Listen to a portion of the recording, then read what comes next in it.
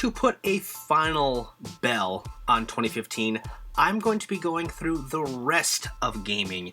Now, I gave my top 10 games, I went through my favorite articles and the biggest news stories on Examiner, my write-ups and whatnot. Of course, you can find all that on my page, but I want to go through all the games that may not get enough love this year. Pretty much every single thing that I put some moderate amount of time in, or just some stuff that I maybe played a couple minutes of and then I'm like, nah, I don't want to do that.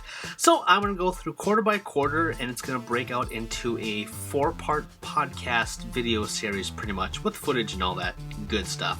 So without further ado, let us begin with Q1, taking us through January, February, and March. So the biggest game that came out was Dying Light, and this is kind of a pseudo-sequel to the Dead Island franchise. You're basically going through all these environments, you have these parkouring away from zombies. It's pretty cool, but I found the story it wasn't enthralling me, it didn't keep me going, it was really difficult, and all the parkour stuff was cool and it actually worked, platforming through environments, and it was a pretty cool world. It had pretty decent graphics and whatnot, and the gameplay was alright, but just running back and forth was kind of a drag, and just, again, it was just nothing about it was really getting me back in there, and just a lot of the mechanics were just kind of not quite there, but it was a nice opening to the year at least. And another one that I actually just played recently is Gunman Clive 2. I had never played the first one on the 3DS, never played the first one when it first came out in January, kind of a sleeper hit. Played it now, and the other one via the HD collection that came out in September, and man, that is an awesome game. Playing through the first one, it's kind of, just basically one kind of set, but man, 2 goes into so many different levels and aesthetics, and it's just like a weird color drawing type aesthetic. It's really, really cool. It's just a kind of a classic NES game, Western, which we don't really get that much anymore, and it's just gorgeous. It's just kind of an arcadey type of game, so it's not going to get you enthralled with any kind of story or anything like that, but it's a really, really fun game regardless. Let's move into February though, and there's a lot of games I kind of want to talk about. Apotheon was a game that came out for PS Plus. Kind of a Metroidvania, but you're kind of like a, those pots in Hercules, the Disney cartoon, the clay in the Greek mythology or whatever. You're basically like one of those black characters on there, and you're going throughout this world, and you got these weapons, and the controls are a little weird. The physics for the bodies are kind of crazy, but it's a really decent, kind of low key Metroidvania game that kind of came out this year. Kind of hard. Again, nothing that I stuck with, but I had some fun with it. And then I continued with Game of Thrones. Episode 2 came out this year. And I just kind of want to talk about Game of Thrones in general, the Telltale series, which started 2 in February, and then it ended a month or 2 ago. And it was kind of cool to see some of the show people appear and this other story, but it just didn't really end on a good note. It kind of built up to a flat note.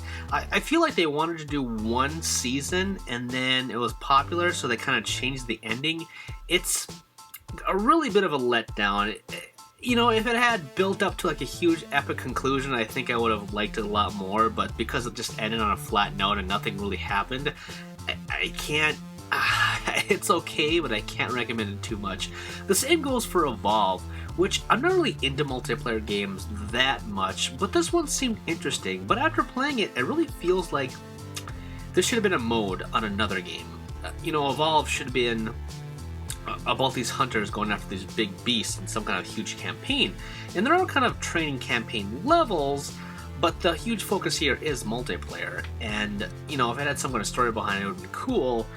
But it alone, just being a multiplayer game and the way they structured the payments and stuff was just kind of ishy. It's okay, again, a neat idea, but maybe too expensive for $60. And it just didn't really stick with me that much. A neat concept, but not for just a game by itself, for just multiplayer. The same goes for Kirby and the Rainbow Curse. Love the Kirby games. I think when Kirby has these weird aesthetics to them, like the yarn one and some of the other ones on the portables. Like the Super Nintendo one was all crayon physics, kind of, just like Super Mario World 2. And they're always cool looking, sometimes not great. Now, I played the original Kirby and the Canvas Curse, I believe was the first one on the DS. And, you're just kind of tracing along, and you're making Kirby move with your stylus. And the same goes for the Wii U version, too, for this, clay thing. And the clay stuff looks amazing, like, just one of the best looking games of the year. It's just amazing how they're able to do that. But it's not... just having to use the stylus is just kind of weird, because the TV and the pad are the same exact thing, so you're never really looking at the TV. So it feels like this game should have just been on the 3DS, and I feel like they were just kind of looking to get more games on the Wii U. It's okay. I don't know, the gimmick to using the stylus kind of goes around me. I'd rather be classic Kirby, sucking up enemies and whatnot, and I found it kind of hard to control because of the stylus. But, hey, now I talked about the order already in my top 10 list. Again, people who didn't hear that, it's one of my top 10 games of the year. And I'll tell you why my my top 10, so go look at that. Not gonna spend any more time with that. God, I don't even know how to say this game still. HTOL #Neek, the Firefly Diary. I guess it's just called the Firefly Diary. This was published by NAS, and it's kind of like a little neat little puzzle game, kind of like Limbo. It's kind of short, kind of not much behind it. I didn't really have any feels with this one compared to Limbo. It's okay. Now we have the last game to pretty much mean anything in February, which is Resident Evil Revelations 2. This game brought back... It almost made my list. It's a super, super good Resident Evil game. I think the beginning parts... the first 2 chapters are pretty good, and then the latter 2 kind of just end on a weird note, but it's an awesome co-op game. It's a classic Return to Resident Evil. Just a great story, kind of wacky, just great weapons, all the good Resident Evil stuff that you want. Again, the beginning part was better than the ending part, but it's still a really good Resident Evil game. Better than the first Revelations, I would have to say, though that one too was kind of going back to the classic Resident Evil style. To close out part 1 is March, which may be one of my favorite months of 2015. We had some indie games like Helldivers, which was a pretty cool arcadey type spaceship troopers kind of game. Really, really hard, but I had some fun with it. I got to review the port to the Vita of La-Mulana, which is like an Indiana Jones Castlevania type Metroid game. Another really hard game, but I dug it. Quite a good game going back to it all these years later, which originally came out, I think, free on like PC or something like that a long time ago, and now it's getting ported. It's just a cool game that you should really check out. I really dug Battlefield Hardline. It was an awesome like stealth cop game. You're like arresting people. You're like stealth arresting people, which is like the greatest mechanic ever. You're not sneaking up on people and like shooting them head. You're sneaking up on people and throwing your badge, and then you cuff them. It's so cool and satisfying. Kind of a cool TV type style thing. Good shooting, great stealth. I think it's getting underplayed because of the whole cop controversies this year, and maybe people weren't enthralled with it, going away from war. But I think it's a really, really good game. I also reviewed the Awakened Fate Ultimatum, which is a sequel to a very, very niche roguelike game from NIS. It's, read my review on that one. I don't really go back into it. It's not as good as the first one, but another really hard game. I got this thing called Paperbound. It's kind of like a Smash Brothers type of game, kind of like Star Wall. Interesting. I got Story of Seasons, which is a 3DS game. Just out of nowhere. It's kind of like a spiritual successor to the Harvest Moon series, and I do not like sim games at all. But I got it from Xseed, so I tried it out, and it's a good game for what it is, raising animals and stuff like that. Kind of a good farm RPG kind of thing. Not a bad game by any means, it's just kind of not for me. But I gave it a decent score. I believe it was a 3 or... yeah, I think it's a 3 out of 5, something like that. But now for the three big hitters that kind of took my experience on Examiner to the next level. First, I did the review for Code Name S.T.E.A.M for Nintendo. Not only did I get to review a Nintendo game ahead of release, I got to be the official reviewer on Examiner for Code Name S.T.E.A.M, along with Final Fantasy Type 0 HD. Now, to begin with Code Name S.T.E.A.M, a lot of people are not going to remember this game that much because it came out and I don't think it made a big splash. And, you know, the reviews were pretty good on it. I myself gave it a 4 out of 5. I think it's a really good Valkyria Chronicles type of game with some Fire Emblem aesthetics. The whole story of it being kind of like this weird Wizard of Oz / steampunk America versus aliens is really cool. It doesn't really go anywhere. It has some cool reveals and stuff, and it's very cheesy, which they capture pretty good along with the voice acting. I really want to see a sequel to this one, though, for them to kind of narrow the focus. The thing that didn't work for me is two things. One, it's super, super hard. And the thing that's hard about it is you can't get better.